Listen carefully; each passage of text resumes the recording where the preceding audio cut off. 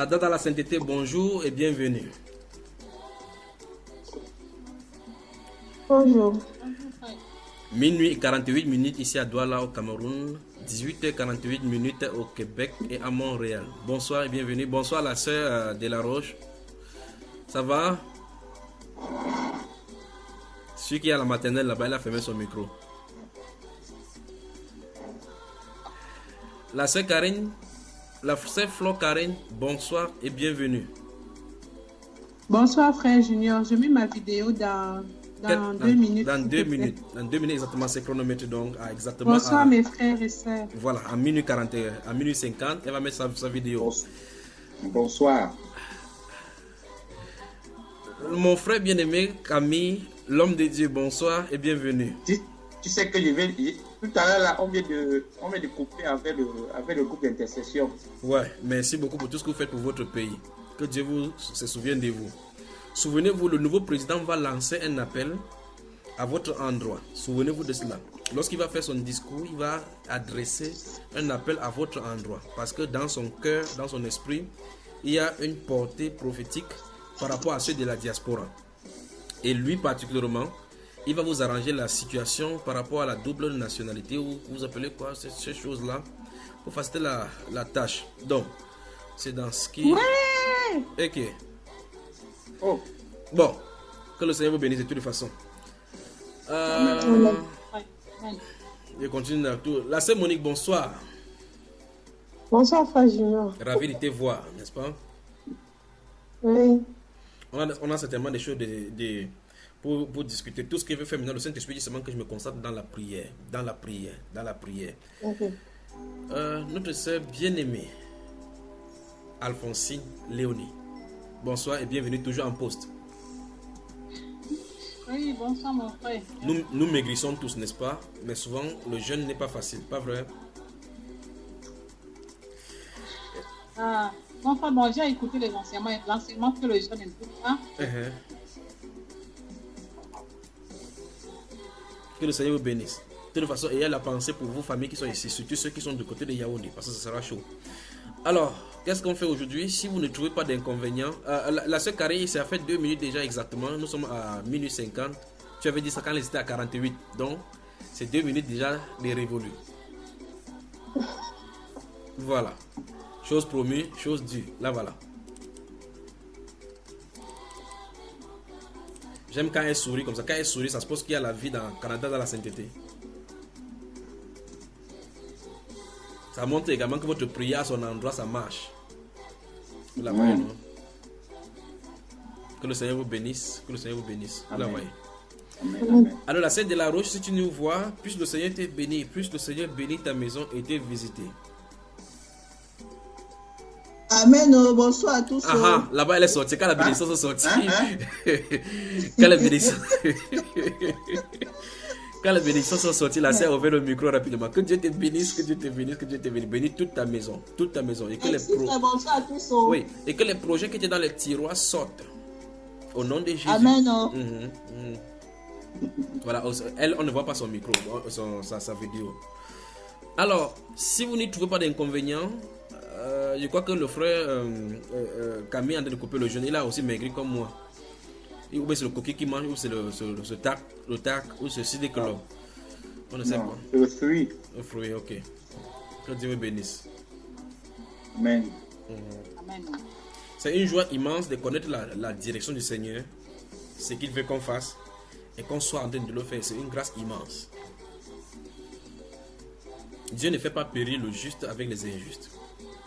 Il prévient toujours. ils préviennent toujours. Mais de notre côté, lorsque nous sommes dans le camp des justes, des événements peuvent nous arriver, on ne comprend pas pourquoi, alors que c'est dans le plan de Dieu que ça arrive. Mais de l'autre côté, lorsqu'il y a le traitement général, il épargne ses enfants. Mais dans le camp de ses enfants, il y a des événements qui arrivent selon son plan. Même si ça ne semble pas plaire à notre chair et notre entendement. Jérémie chapitre 10.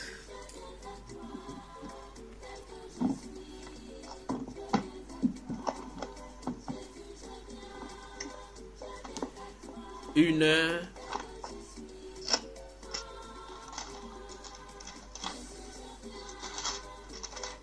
Dans 8 minutes ici à Douala. Pas vrai? Oui, 1 heure dans 8 minutes.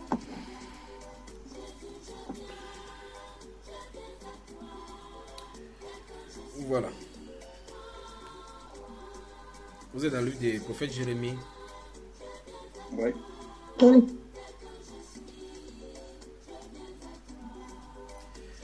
Nous allons lire le premier chapitre, le premier verset, et puis nous allons y prendre là un sujet de travail. Je ne sais pas si vous m'entendez bien. Oui.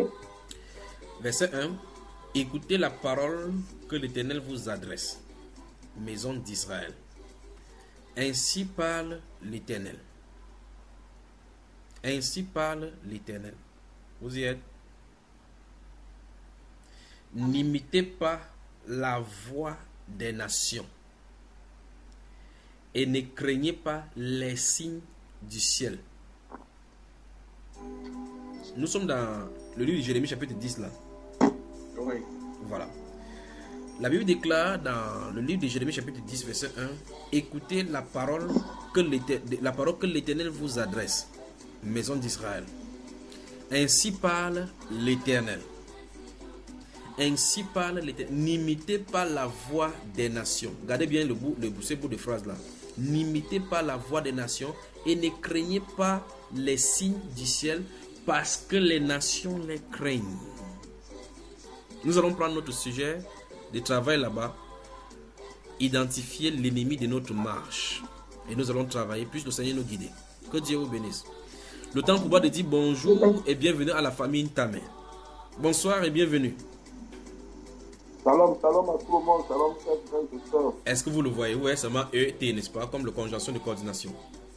C'est parce que ma c'est pas un problème avec la caméra. Je dois prendre le côté, ça va prendre. Voilà, ça va aller, ça va aller. Bienvenue de toute façon, frère. Nous venons tout juste de commencer comme ça. Je prends à témoin où tu vois là-bas, à témoin au coin là-bas. Nous sommes seulement à 8 minutes. Vous voyez là, à coin là-bas, à gauche de votre écran. Vous voyez effectivement, nous sommes à 8 minutes 35 secondes. Voilà. Que Dieu vous bénisse, que Dieu vous bénisse, que Dieu vous bénisse, Canada dans la sainteté.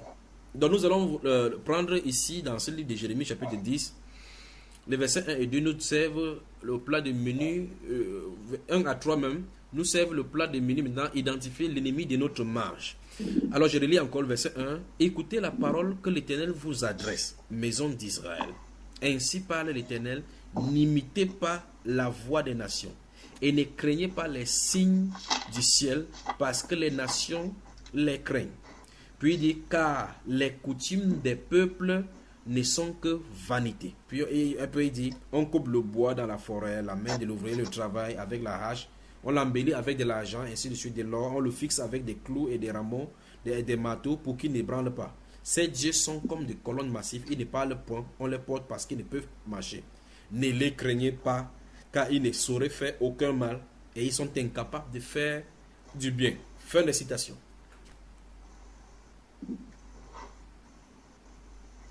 Donc, lorsque la Bible parle, lorsque ce titre-là, n'imitez pas la voix, identifier l'ennemi de notre marche. Je vais dire notre marche dans la foi. Ça veut dire que lorsqu'on marche dans la foi, il faut qu'on identifie quelles sont les choses qui sont nos ennemis. Parce que le but de ces ennemis-là sont là pour nous faiblir dans la foi, afin que nous ne marchions pas la voie droite, que nous ne courons pas la course que le Seigneur a tracée. Souvenez-vous de Colossiens chapitre 2, le verset 6. La Bible déclare dans Colossiens chapitre 2, verset 6, que maintenant que vous avez reçu le Seigneur Jésus-Christ, marchez en lui. Donc dans la marche de la foi maintenant, et dans la marche de la foi, c'est une marche en obéissance, en totale soumission, et en accord avec la parole de Dieu, en totale soumission à la volonté de Dieu. C'est ça la marche dans la foi, selon les préceptes et les règlements du Seigneur. Et cela étant, si nous marchons d'après les préceptes du Seigneur, nous savons donc que nous lui sommes agréables. Le Seigneur Jésus avait dit que que le Père ne l'a pas laissé seul, parce qu'il fait toujours ce qui est agréable à Dieu, donc ce qui est de sa volonté. Alors Dieu dit ici à la maison d'Israël, il dit écoutez la parole que l'Éternel vous adresse, maison d'Israël. Il ne s'adresse pas à tout le monde, il n'a pas dit monde entier. Il dit n'imitez pas la voix des nations. Et vous allez voir que l'apôtre Paul va réitérer ces mêmes paroles du prophète Jérémie, mais en des langages nouvelles. Qu'est-ce qu'il va dire dans Romains chapitre 12? Il va dire, voici, je vous exhorte par les compassions de Christ à offrir vos corps comme un sacrifice vivant, saint, agréable à Dieu, ce qui désirera de votre part un culte raisonnable. Puis il va donner cette déclaration solennelle que le prophète Jérémie avait déjà donnée. Ne vous conformez pas au siècle présent, mais soyez transformés par le renouvellement de votre intelligence. Donc ce que l'apôtre Paul enseignait, le prophète Jérémie l'avait déjà dit en d'autres langages. Vous voyez cela? Alors, le Saint-Esprit dit ici, au travers de la bouche de l'apôtre, du prophète Jérémie, ainsi parle l'Éternel, n'imitez pas la voix des nations. La question est, quelle est donc cette voix? Parce que souvenez-vous de ceci, lorsqu'on vous envoie quelque chose, lorsqu'on vous commissionne quelque part, on vous demande, lorsque vous allez descendre à gauche, vous allez voir quelque chose là-bas, on vous identifie la voie pour que vous y traversez. Parce que dans cette voie-là, quand vous allez marcher, vous allez trouver peut-être un arbre, un arbuste, selon les indications qu'on va vous donner pour baliser votre chemin. Alors écoutez bien, je veux que les bases soient bien claires avant qu'on ne progresse. Quand le Seigneur notre Dieu dit, n'imitez pas la voix des nations, c'est le premier volet. Et ne craignez pas les signes du ciel. Nous allons regarder dans ces deux volets. 1. C'est quoi Dieu appelle par la voix des nations? 2. C'est quoi il appelle par les signes du ciel, qu'on ne les craigne pas. Maintenant, ça veut dire qu'il faut que vous et moi, chacun commence à identifier tout autour de lui ce que Dieu appelle par voix des nations. Quand il parle de voix des nations, il parle de la manière d'agir des gens dans la nation. La façon dont ils se comportent, leur façon de marcher ne plaît pas à Dieu. Et Dieu nous donne l'indication ici que si nous marchons comme ça sera l'ennemi de notre foi. Parce que notre marche, nous avons une nouvelle façon de marcher. Notez le livre d'Éphésiens au chapitre 4, versets 17 à 23. Vous pouvez prendre jusqu'au chapitre 17, jusqu'au verset 31. Chapitre 4, verset 17 à 31. Tout à l'heure, j'ai cité Colossiens, le chapitre 2, verset 6. Notez d'abord, puis on va lire par la suite, que le Seigneur dirige comme il va le diriger. Puisse le Seigneur vraiment vous bénir. Notez aussi Ésaïe chapitre 14 pour la sœur Karine qui a écrit sur le forum, que Dieu vraiment te bénisse. Ésaïe chapitre 14, Ézéchiel le chapitre 14, on va y aller, on va lire. Le livre du prophète Ézéchiel. Vous y êtes? Voilà.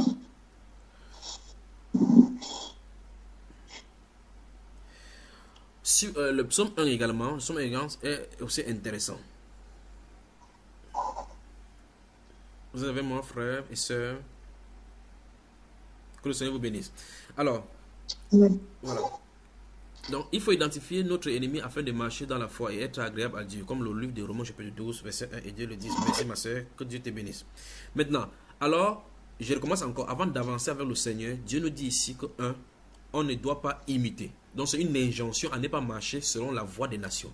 Et pour savoir donc comment ne pas marcher, il faut qu'on identifie. Donc, ça veut dire que Dieu nous dit de façon indirecte qu'on imite un style de comportement, une façon de vivre, un style de voix. Dans cette voie-là, ça montre clairement que la voix des nations n'est pas la voix de Dieu, même si ça semble être bon. Maintenant, il faut que chacun, c'est pour ça qu'il dit maintenant que chacun de nous, méditant ceci, doit s'asseoir avec sa feuille, se poser la question selon l'environnement qu'il a de vivre. Qu'est-ce que je regarde? Est-ce que ce que je regarde a pour but de m'amener droitement encore dans la voie de la sainteté? Il y a un bruit chez quelqu'un, je ne sais pas chez qui, ce bruit-là est en train d'occasionner. Je ne sais pas si c'est chez la soeur Yannick, chez la soeur Monique. Il y a un bruit qui sort là. Alors, la question c'est donc, chacun doit s'asseoir avec son cahier pour faire le diagnostic, pour faire ce jugement par soi-même, que 1 Corinthiens chapitre 11 dit. La Bible dit que si nous sommes jugés nous-mêmes, nous ne serons plus jugés avec le monde. Alors, lorsqu'on fait ces jugements, on commence à poser la question. Je vis avec qui? Quelles sont mes aspirations? Ce que je fais actuellement, est-ce pour me conduire sur la voie de l'éternité? Souvenez-vous, je ne suis pas en train de lire, je sors comme ça. Donc si vous retenez, vous retenez. Vous en avez noté, vous me dites seulement je vais doucement. Pour que j'ouvre la bouche, ça sort doucement. Donc la question c'est, je dois me poser la question, avec qui suis-je? La personne avec qui je suis est en train de me faire reculer en arrière, de me faire sortir de la voie de Dieu ou bien de m'accompagner dans la voie droite. La question là, ces questions doivent trouver réponse. Vous voyez, dans le livre de 1 Corinthiens chapitre 15, verset 33, la Bible déclare, ne vous y trompez pas, les mauvaises compagnies corrompent les bonnes mœurs. Nous prenons ça chaque fois pour donner aux enfants, en disant aux enfants que non, on ne marche pas avec les compagnies parce que les mauvaises compagnies corrompent les bonnes mœurs. On oublie également que les mauvaises compagnies peuvent corrompre également ta marche dans la foi au point où tu te détournes de Dieu sans te rendre compte. Petit à petit, la ferveur dans la prière baisse. Petit à petit, la ferveur dans la lecture de la prière, de la parole baisse, et tu ne sais pas de quoi il est la question parce que tu t'es mis en connivence avec quelqu'un dont l'injection spirituelle dans ta vie est un poison. On peut avancer. Donc, il y a des questionnements qui doivent être posés. Parce que, en fait, si vous ne posez pas de questions, on ne peut pas. Regardez bien, dans ce Jérémie chapitre 10, verset 2, il dit ainsi par l'Éternel, n'imitez pas les voies des nations. Dieu dit ça de façon compacte. Mais il va falloir maintenant venir réouvrir pour savoir de quoi il est question. Si vous lisez le livre de Deutéronome chapitre 18, quand les Juifs vont sortir, du verset 9 jusqu'au verset 14, notez également cela. Notez également cela. Il va leur donner les injonctions là-bas en disant clairement qu'on ne trouve point chez toi les astrologues, des dogues, des magiciens, toutes ces personnes-là. Il dit que Dieu ne vous a pas permis de faire ces choses-là. Ces choses-là, c'est fait pour les gens des nations. C'est à eux que l'Éternel a réservé cela. Donc, c'est aux nations de pratiquer cela. On ne doit pas faire comme eux. Vous voyez cela? Dans le livre de Lévitique, chapitre 19, quand les Juifs vont entrer au chapitre 19 chapitre 29, Dieu va leur donner les ordres clairs de façon précise que lorsque vous serez entré dans le pays que l'Éternel vous donne, ces pays où coule le lait et le miel, vous n'apprendrez pas à imiter la façon d'agir de cette nation-là. Car c'est à cause de ces abominations que les nations-là ont pratiquées. Ils cherchent les idoles, ils font passer leurs filles par le feu. C'est à cause de ces abominations que la terre les a vomis et que l'Éternel les chasse de la terre et il vous donne en héritage. Donc on ne doit pas les imiter. Donc vous voyez que depuis, en fait, si on comprend très attentivement, depuis dans l'Ancien Testament, Dieu parle de la sanctification de nos voies avec des différentes façons de parler. Donc ici, la Bible parle là de la sanctification. Sanctifier, il faut que chacun sanctifie sa voie. Nettoie sa voie pour marcher comme Dieu le veut. Parce que Dieu marche il se trouve dans le chemin de la sainteté. La Bible déclare sainteté à l'Éternel. Et donc vous voyez effectivement dans le Nouveau Testament, dans le livre de 1 Pierre, l'apôtre Paul dit que et si vous invoquez comme Père celui qui juge selon l'œuvre de chacun sans acception de personne, et que vous l'invoquez, il dit que chacun soit saint dans toutes sortes, c'est qu'on dit soyez saint dans toute votre conduite. Donc dans toute notre marche, on doit être saint. Autrement dit, on doit sanctifier nos voies. Amen. Alors, vous voyez effectivement qu'il faut que dans cette voie, nous essayons nous devrons. Nous identifions les ennemis, ou bien l'ennemi de notre foi. L'ennemi de notre marche. Ça veut dire que les choses qui nous créent les pieds d'achoppement, il faut les identifier. Après les avoir identifiés, les nettoyer systématiquement. Sinon, nous allons tourner en rond, avoir l'essence de la Bible, les informations de la Bible, mais la vie de Christ derrière cette parole-là, comme Christ notre Seigneur dit que la parole qui dit son esprit et vie. La lettre, ça va rester lettre morte dans notre vie. Ça n'aura pas de dynamique pour pouvoir porter cette parole-là à maturité et porter cela les fruits. Parce qu'en réalité, on a confessé la parole, mais on a trimballé la parole. Et regardez, écoutez très attentivement. Vous connaissez l'histoire, la lampe tempête, n'est-ce pas? Je crois que c'est la meilleure façon qu'il puisse expliquer ce que j'en ai dit. Vous connaissez la lampe tempête? Voilà. Pour vous, si vous avez fréquenté dans les coins, vous avez souffert comme nous autres, vous avez grandi dans les endroits où il n'y avait pas la lumière et qu'il y avait les lampes tempête, vous devez savoir de quoi il est question quand le pétrole va finir. Si le pétrole va finir et que vous allez prendre le reste du pétrole qui se mélange avec de l'eau, vous versez à l'intérieur, vous allumez la mèche. Vous allez voir que la lampe fait pop, pop, pop. À un moment donné, ça va s'éteindre parce que le pétrole est mélangé avec de l'eau. C'est exactement quelqu'un qui prend la vie de la foi et mélange avec les ennemis de la foi. Vous ne ferez pas bon ménage. Pour savoir que vous avez foi, passez par une nuit ténébreuse dans une zone de cimetière, vous allez savoir si vous avez foi. Vous allez savoir que vous avez l'ennemi. Vous passez avec tranquillité. Vous voyez quelqu'un bouger dans le cimetière, vous continuez doucement. Vous allez savoir si vous avez foi ou pas. Si vous avez des ennemis dans votre cœur. Alléluia. Canada dans la sainteté, bonjour. Bonjour. Il est 1h07 ici à Douala, au Cameroun. 19h chez vous, n'est-ce pas? 18h. Il n'est pas encore 19h. Il est 27. 20h07, voilà. Alors, ce que je suis en train de dire, c'est, vous remarquez effectivement que au milieu de l'angoisse, la peur est mélangée avec la confession de notre lèvre, de notre vie de foi. Malgré qu'on dit que je sais que le Seigneur Jésus est vivant, en toile de fond se trouve la peur de ne pas réussir, la peur de l'échec. Mais d'où vient cette peur? Par crainte que, et si Dieu, parce qu'il y a une réserve que, et si Dieu n'accomplirait pas ce qui a été dit. Cette peur-là montre qu'il y a un ennemi. La peur donc est issue donc du doute. Et le doute, c'est fait à cause des sens, parce qu'il y a une information extérieure qui est léguée seulement au sens physique. Parce que la foi se relaie sur l'invisible. La foi s'appuie sur l'invisible. Et par conséquent, s'il y a la peur, ça suppose qu'il y a un instigateur et donc quelqu'un qui veut détruire notre foi à l'extérieur, qui est en train de nous trimballer sans que nous sachions. Alors pour tester que vous avez foi de façon indéfectible, passez vers les cimetières dans la nuit. Étant seul, sans siffloter que... sans regarder par derrière. Sans commencer à rester les versets bibliques que quand je marche dans la vallée de l'homme de la mort, je ne crains aucun mal à haute voix pour te convaincre que tu es protégé. Alors vous devez savoir que vous avez les ennemis à l'extérieur. Amen. Alors la Bible déclare donc qu'on n'imite, écoutez bien l'injonction, n'imitez pas la voix des nations. Donc ça veut dire que, les nations ont une voix qui ne plaise pas à Dieu, même s'ils veulent imposer les standards. Cela implique quelque chose de terrible. C'est justement les nations que Dieu demande. Et chaque fois nous disons, les Juifs, nous disons que les Juifs sont méchants. Comment ils pouvaient aller faire l'idolâtrie? Comment ils pouvaient faire ces choses alors qu'ils ont vu la main de Dieu? Nous-mêmes, nous avons vu. Et nous croyons que Jésus est mort pour nos péchés. La Bible nous pose la question, comment vivrons-nous encore dans ces péchés-là? La même chose est faite pour nous, puisque la Bible nous déclare, puisque vous avez été racheté à un grand prix, glorifiez donc Dieu dans votre corps et dans votre esprit qui appartient à Dieu. Quelqu'un librement ça, après il livre son corps à l'impurité. Vous voyez qu'on n'a pas changé, pas vrai? Alors la Bible déclare donc que maintenant que vous avez reçu Christ, dans ce livre de Colossiens chapitre 2 verset 6, il dit marchez en lui. Marchez en lui. Donc on ne doit pas sortir ni à gauche ni à droite. Dans 1 Jean chapitre 5, les 7 premiers versets, c'est le même sujet qui est dit. Que si quelqu'un dit qu'il a connu et qu'il marche dans les ténèbres, il est menteur. Mais si nous marchons en lui, comme il est même lui-même, le sang de Jésus nous purifie de toute iniquité dans cette marche-là. Alléluia. Alors quand Dieu dit, n'imitez pas la voix des nations, ça veut dire que les nations ont une voix, ont des voix, parce que la voix qui ne plaise pas au Seigneur, la façon de se comporter. Maintenant, voici le point.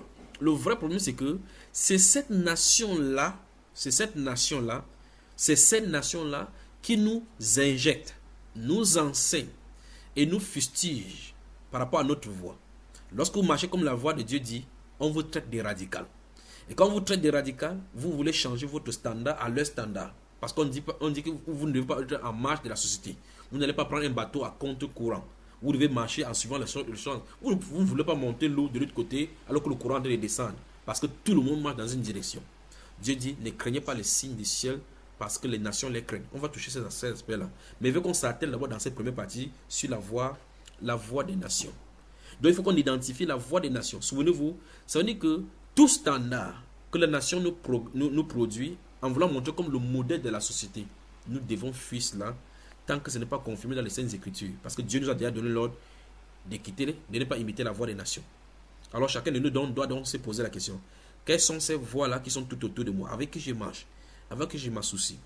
Avec qui je vais? Mes projets sont-ils à la lumière du standard de Dieu? Mes projets. Ce que je souhaite être, je souhaite réaliser. Est-ce que je fais avec l'accompagnement de Dieu? C'est-à-dire, est-ce que ça me conduit sur la voie de l'éternité pour faire l'œuvre à laquelle je suis venu sur la terre? Est-ce que ce que je suis en train de faire, je projette faire, est dans la droite ligne de ma destinée terrestre? Est-ce qu'au sortir de ma vie terrestre, je pourrais dire au Seigneur que j'ai fait c'est pourquoi tu m'as envoyé sur la terre? Vous voyez que ces questions sont importantes à examiner. Il faut donc qu'on identifie l'ennemi de notre foi, l'ennemi de notre marche. Amen. Donc la voix des nations sont des standards que les nations se sont fixés. Je prends un exemple simple. Je crois que c'est vendredi, nous étions à la radio Et le journaliste m'a surpris en m'informant que la Coupe du Monde, je ne savais pas, honnêtement, je ne savais même pas, il expliquait que l'Égypte a fait quoi, je ne savais pas de quoi il est question, que l'Égypte a perdu quoi. Je lui ai dit que je ne sais pas même pas qu'il avait la Coupe du Monde, que je savais qu'il y avait une Coupe du Monde 2018. Je ne savais même pas, en réalité, je ne savais même pas que la Coupe du Monde en essayé de jouer. Je croyais qu'il parlait des éliminatoires ou quoi que ce soit. Et quand nous rentrons, nous sommes arrêtés quelque part, je voyais que les gens étaient attroupés, quand on faisait les rattroupements, ils voyaient les coupes. J'étais surpris de savoir que c'est la Coupe du Monde. C'est terrible, frère. Terrible. Vraiment terrible. Au point où chaque chrétien, il y a même des chrétiens qui ont leurs supporters, ils sont supporters d'une équipe. Et vous lui posez la question, vous en allez voir quoi? Il dit, il voit la Coupe du Monde. Il prononce de sa bouche la Coupe du Monde.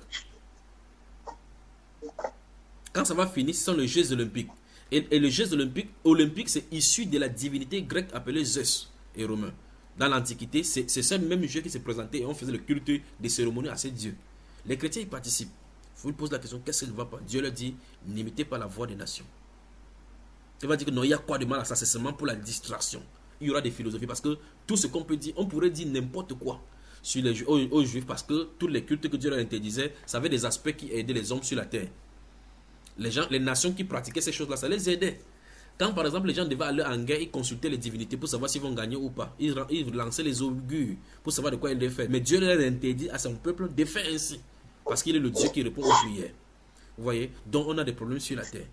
Maintenant, nous voilà maintenant en plein. Combien de chrétiens vont laisser leur Bible pour voir successivement une marche de 90 minutes, puis voir une autre marche de 90 minutes, c'est concentré dans les discussions et dans les débats qui ne lui servent à rien par rapport à la fortification de sa foi.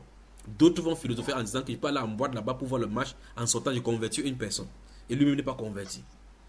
Parce que s'il était converti, il n'imiterait pas la voix des méchants. Mais qu'est-ce que la Bible déclare dans le Psaume chapitre 1? Lisons. Psaume chapitre 1. Regardons cela, vous voyez effectivement que ça parle de la Coupe du Monde. Allons-y. Vous allez voir la Coupe du Monde dans la Bible maintenant.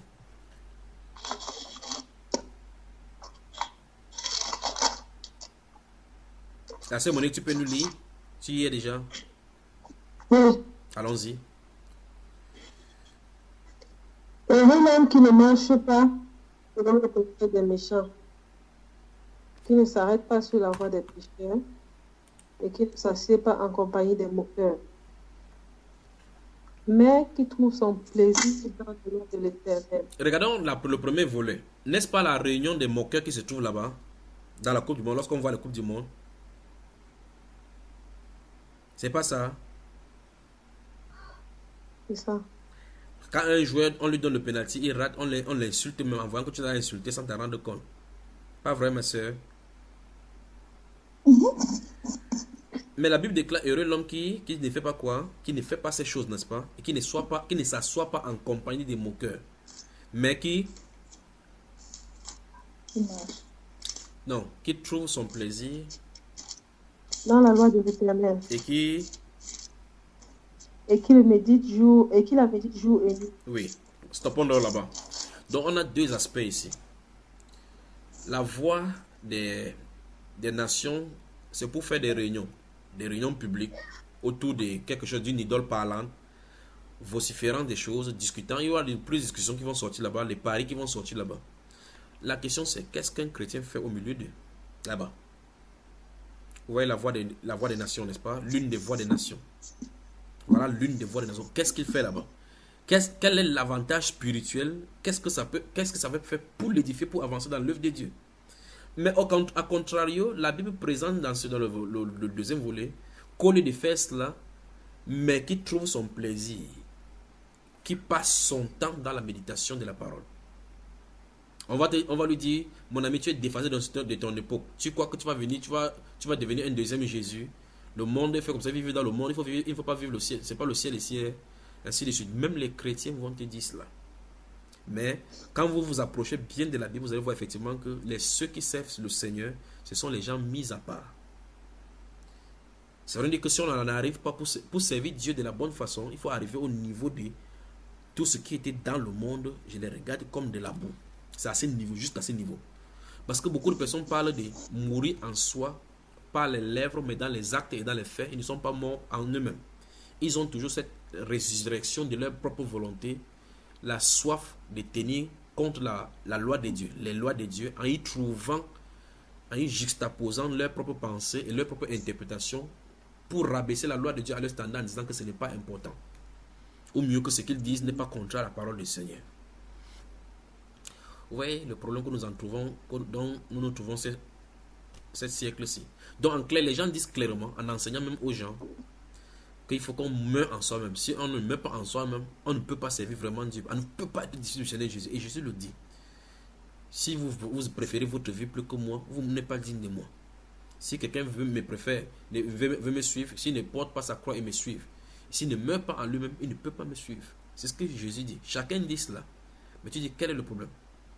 L'apôtre Paul, lui, il avait laissé tout sans réserve. Les apôtres avaient laissé tout sans réserve. Mais aujourd'hui, on trouve à redire par la philosophie. Il faut quand même servir Dieu avec sagesse. Et Dieu nous a quand même donné le raisonnement, l'intelligence pour ne pas faire tout avec bêtité comme les robots. Tout genre d'intelligence vont sortir, tout genre d'interprétation vont sortir.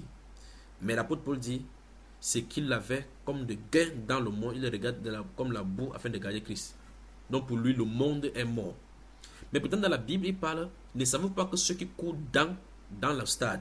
Donc dans leur époque, les Jeux Olympiques se passaient dans les stades. Mais il n'a pas dit que je m'en vais au stade. Vous ne devez nulle part aller dans le stade pour aller prêcher. Mais un chrétien va te dire qu'il part au stade comme ça, il peut évangéliser son voisin. Au milieu du bruit où les gens ont payé leur transport, leurs trucs pour venir voir le match, ils sont dans le culte. Souvenez-vous, le football c'est un culte avec des divinités qui jouent.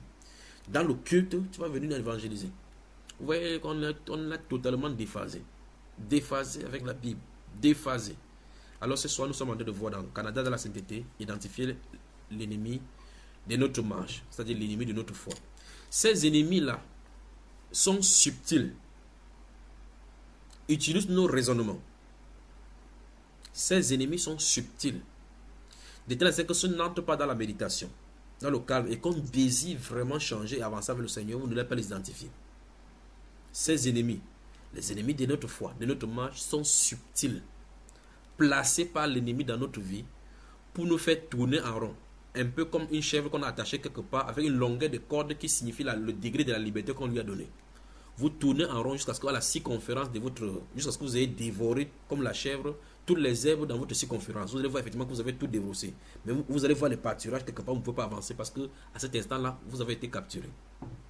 Ces ennemis donc sont subtils, introduits dans nos vies par nos ennemis. Et ils nous donnent eux-mêmes avec des suggestions et des raisonnements pour que nous ne voyons pas de mal à cela. Que faire donc pour se détacher de ces ennemis? Il faut aller au-delà de notre standard, au-delà du raisonnement humain, au-delà des pensées de ce qu'en dira-t-on.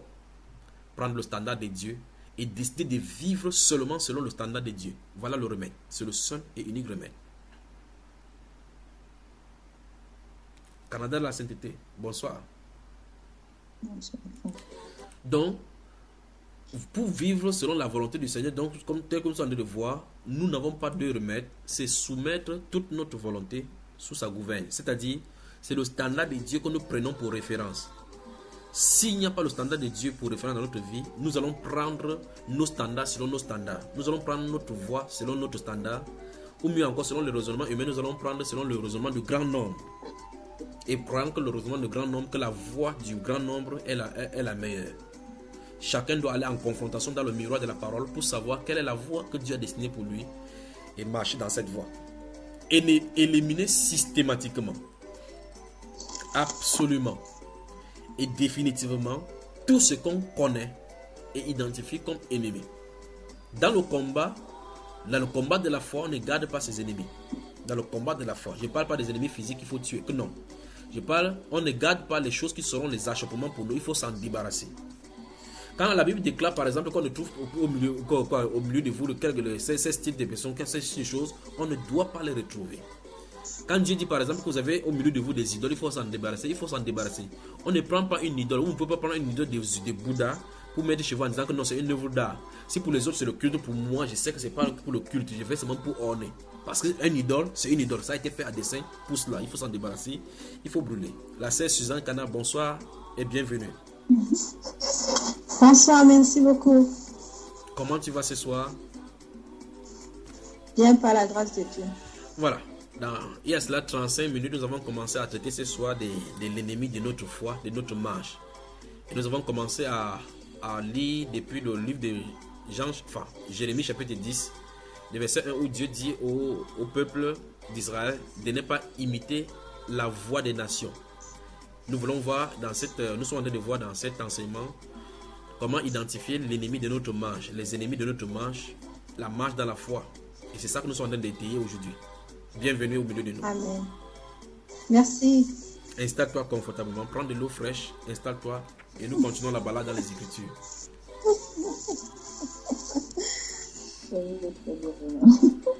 Alors nous voyons que dans la marche chrétienne, si vous lisez le livre d'Éphésiens, vous allez voir effectivement qu'il y a 3 étapes dans la marche chrétienne révélées dans le livre d'Éphésiens aux chrétiens d'Éphésiens. La première marche, c'est nous sommes sauvés, nous sommes assis dans l'accomplissement, dans les lieux célestes avec Christ, selon qui est écrit dans le livre d'Éphésiens chapitre 2, le verset 6. Vous voyez, nous sommes assis ensemble avec Christ dans les lieux célestes. C'est quelque chose qui s'est réalisé sur le plan spirituel déjà. Ressuscité, assis ensemble avec lui dans les lieux célestes. Dans le deuxième volet, nous sommes ça sur le chapitre 2. Dans le chapitre 4, vous voyez au verset 17, il dit voici ce qui est dit, qui est commande dans le Seigneur. Vous ne devez plus marcher comme marchent les païens, qui marchent selon les vanités de leurs pensées. Une fois de plus, l'apôtre Paul réitère ce que le prophète Jérémie avait dit, qu'on ne doit pas imiter la voix des nations. Au chapitre 12 d'Éphésiens, enfin d'Ésaïe, non, au chapitre 12 de Romains, il a déjà dit qu'on ne se conforme pas au siècle présent, mais qu'on soit renouvelé par notre intelligence, qu'on soit transformé par notre intelligence pour discerner ce qui est bon, agréable et parfait, ce qui est la volonté du Seigneur. Donc nous voyons effectivement que l'apôtre Paul l'a signifié plusieurs fois. Maintenant, dans ce livre d'Éphésiens chapitre 4, il dit, nous n'avons pas à marcher, nous ne devrons pas marcher, nous ne devons plus marcher comme les païens qui marchent d'après la vanité de leurs pensées. Puis il dit qu'ils ont l'intelligence obscurcie. Maintenant, donc, ça veut dire que nous avons une marche chrétienne. Vous voyez cela? Initialement, dans le chapitre 2, verset 6, il dit que nous sommes assis ensemble avec lui dans le lieu céleste. En même temps, nous sommes assis sur la terre, sur le plan physique, nous devons marcher. Et au chapitre 6, il dit nous n'avons pas à lutter. Donc voilà les 3 phases donc, de la vie chrétienne. Si on prend de façon inverse, ça veut dire qu'on est sauvé pour la résurrection afin qu'on s'asseye ensemble avec Christ dans le lieu céleste. Mais en attendant que cela soit réalisé, parce que c'est en espérance que c'est fait, en attendant cela, nous avons une marche et dans cette marche, nous combattons. Voilà en somme le résumé. Donc il y a l'aspect salut pour la résurrection finale, la rédemption de notre âme. Mais en attendant cette rédemption, dans l'espérance, nous marchons. Et notre marche est dans un canevas, balisé par les préceptes de Dieu. Dans notre marche, nous sommes balisés. Notre chemin est balisé par les préceptes de Dieu, par les commandements du Seigneur. C'est ce qu'on appelle la voie sainte. La Bible déclare dans le livre des prophètes, il dit qu'il y aura une route sainte. Vous voyez, qui sera frayée. Un chemin saint qui sera frayé. Il dit que même l'aveugle y marchera. C'est-à-dire qu'en obéissant au commandement de Dieu, on n'a pas besoin de voir avec les yeux pour obéir. C'est dans le cœur, parce que Dieu avait prévu d'écrire ça dans le cœur. Alors, dans cette marche balisée par les préceptes du Seigneur, dans le commandement du Seigneur, nous marchons en combattant contre nos ennemis, parce que les ennemis seront là pour nous damer le pion et nous faire des choix de cette voie-là. C'est en cela que consiste dans la marche chrétienne. Et donc, dans Colossiens chapitre 2, verset 6, donc, maintenant que vous avez reçu Christ, marchez en lui. Donc, notre marche est balisée. Et Jésus, notre Seigneur, avait dit qu'elle était sur la terre. Il avait dit, il est le chemin. Donc, c'est sur lui que nous marchons. D'après son meneur, c'est en lui que nous marchons. Dans le livre des Jean, chapitre 10, il a dit, le bon berger, quand il fait sortir le brebis, il marche devant, le brebis marche à sa suite. Dans cette marche-là, c'est lui qui nous guide. Nous marchons sur lui. Nous marchons en lui. Nous marchons avec lui. Vous voyez, dans Matthieu chapitre 28, il dit, je suis avec vous tous les jours jusqu'à la fin du monde. Donc dans notre cheminement, nous marchons avec Christ. Si nous marchons avec sa parole, avec ses paroles balisant notre chemin, nous sommes avec lui. La Bible déclare dans Jean chapitre 14, il dit que je vis, vous vivrez, car le monde ne me connaît pas, mais vous me connaissez. Je reviendrai vers vous et votre joie sera parfaite. Et je serai même en vous. Donc le même Christ est en nous. Christ en nous, l'espérance de la gloire. Le Christ qui marche avec nous se retrouve en nous. Il dit, si vous demeurez en moi et que mes paroles demeurent en vous, demandez ce que vous voudrez. Dans Jean 14, donc, il dit, je suis le chemin. Donc Christ est avec nous. Christ marche avec nous. Christ est à côté de nous. Christ est en nous. Et nous marchons sur Christ et en Christ. Ça veut dire, nous sommes emprisonnés en Christ lorsque nous lui appartenons. Canada dans la sainteté, bonsoir. Que Dieu notre Père vous bénisse. Canada dans la sainteté, bonsoir. Soyez tous bénis au nom de Jésus-Christ. Soyons donc violents.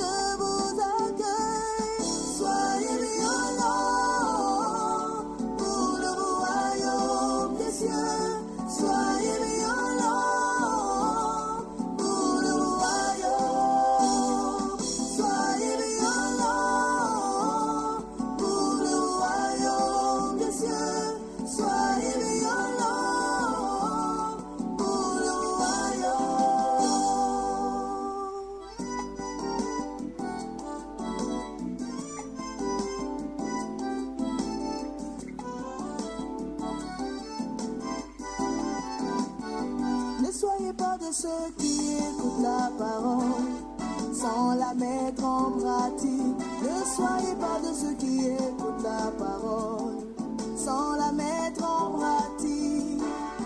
Ce sont ceux qui la pratiquent qui seront justifiés. La parole que vous entendez vous jugera. Ce sont ceux qui la pratiquent